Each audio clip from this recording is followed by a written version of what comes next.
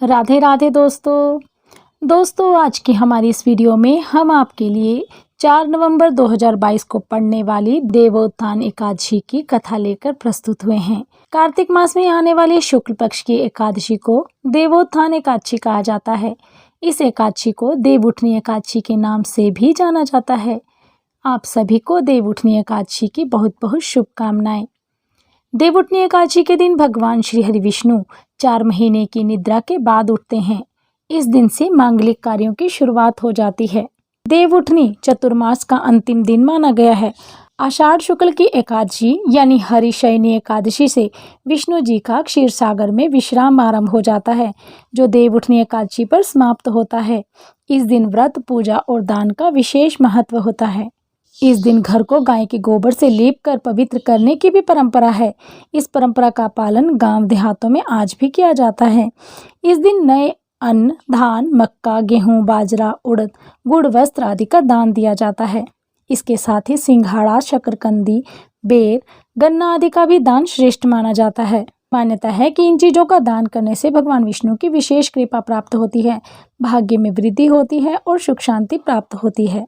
इस दिन श्री हरि विष्णु के शालिग्राम स्वरूप और तुलसी विवाह के बाद कथा का श्रवण जरूर करना चाहिए।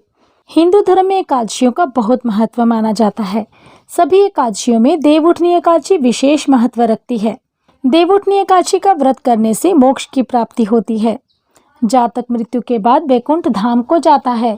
स्वयं श्री कृष्ण ने एकादशी की महत्ता के बारे में बताते हुए युधिष्ठिर को बताया है कि देवउठनी एकादशी पर प्रदोष काल में गन्ने का मंडप बना श्री हरि के शालिग्राम स्वरूप और तुलसी विवाह के बाद कथा का श्रवण जरूर करना चाहिए।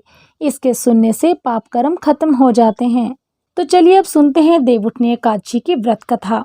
देवउठनी एकादशी की व्रत कथा के अनुसार एक राज्य में एकादशी के दिन प्रजा से लेकर पशु तक कोई अन्न ग्रहण नहीं करता था, न ही कोई अन्न बेचता था।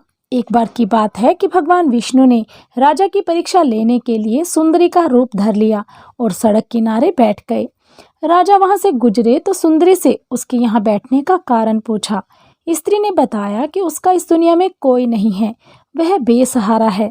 राजा उसके रूप पर मोहित हो गए और बोले कि क्या तुम मेरी रानी बनकर महल में चलोगी? सुंदरी के भेष में श्री हरि विष्णु ने राजा के सामने एक शर्त रख दी। सुंदरी ने राजा की बात स्वीकार कर ली, लेकिन एक शर्त रखी कि राजा को पूरे राज्य का अधिकार उसे सौंपना होगा और जो वह बोलेगी, खाने में जो बनाएगी, उसे मानना होगा। राजा ने शर्त मान ली। अगले दिन एकादशी पर सुंदरी ने बाजारों में बाकी दिनों की तरह अन्न बेचने का आदेश दिया। मांसाहार भोजन बनाकर राजा को खाने पर मजबूर करने लगी। राजा ने कहा कि आज एकादशी के व्रत में मैं तो सिर्फ फलाहार ग्रहण करता हूँ। रानी ने शर्त याद दिलाते हुए राजा को कहा कि अगर वह तामसिक भोजन नहीं खाया तो मैं बड़े राजकुमार का सिर काट दूंगी। राजा ने अपनी स्थिति बड़ी रानी को बताई। बड़ी रानी ने राजा से धर्म का पालन करने की बात कही और अपने बेटे का सिर काट देने को मंजूर हो गई। राजकुमार ने भी पिता को धर्म न छोड़ने को कहा और खुशी खुशी अपने सिर की बलि देने के लिए राजी हो गए।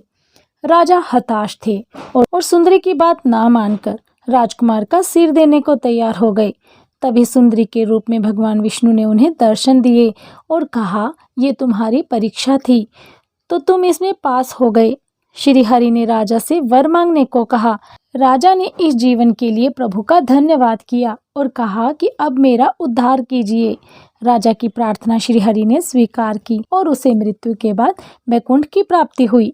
बोलिए श्री हरि विष्णु भगवान की जय, माता लक्ष्मी की जय। तो दोस्तों, कैसी लगी आपको हमारे द्वारा सुनाई गई ये वीडियो? हमें कमेंट बॉक्स में कमेंट कर ज़रूर बताइएगा। यदि आप हमारे चैनल पर नए हैं तो बिना सब्सक्राइब करे बिल्कुल भी कहीं मत जाइएगा। बेल आइकन ज़रूर दबाएं ताकि आपको हमारी हर वीडियो की अपडेट प्राप्त होती रहे। हमें अपना ढेर सारा प्यार देने के लिए आप सभी का बहुत बहुत शुक्रिया।